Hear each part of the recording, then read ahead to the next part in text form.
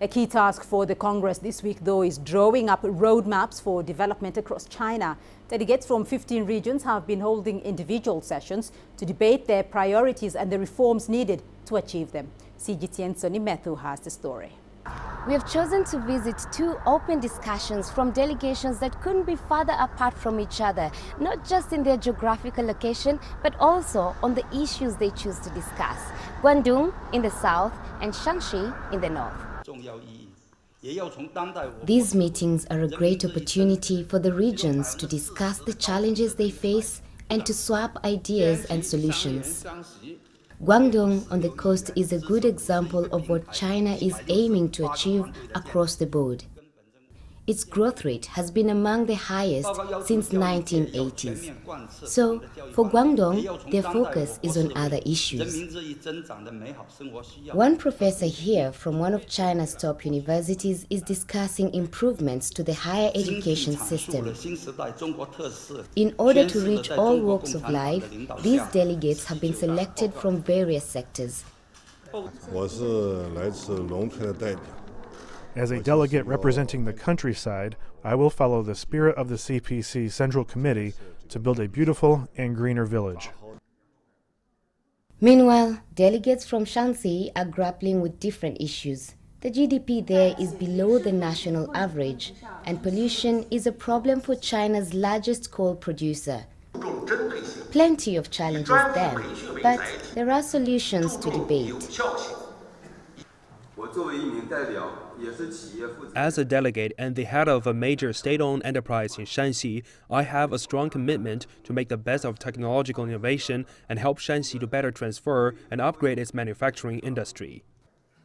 A variety of skill sets and experience from its people could help Shanxi realize its potential. At the same time, General Secretary Xi Jinping has called for cultural exchanges to help improve the economy. I will bring ideas from Shanxi's traditional G-drama performance to this meeting and also pass the spirit of the CPC to the grassroots level. Discussions will continue until the 24th. The day may be over, but their jobs are not.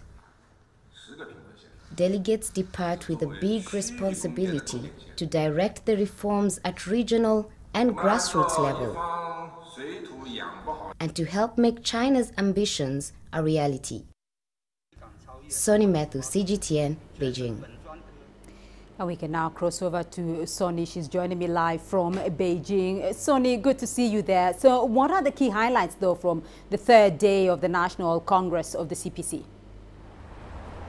Well, Beatrice, today the deputies are actually in a closed-door meeting. They will be still discussing, the 5-year plan that China has, not just for China, but also global vision, what they see for the next 5 years. They'll be discussing, of course, technological innovations, crop science. They'll be discussing how they can uplift more people out of poverty. Our report says that at least 60 million people have been lifted out of poverty in the past 5 years. So, of course, we expect to hear more of that. They'll also be discussing environmental policies as well. We do know that China is suffering from air pollution, soil pollution, as well as water pollution. We're told more than 2/3 of China does not have access to clean water. So these discussions will be still ongoing for the next few days. But for today, Beatrice, they are in a closed-door meeting. Right. Soni, so the National Congress is slated to continue for a few more days. What can we look forward to in coming days?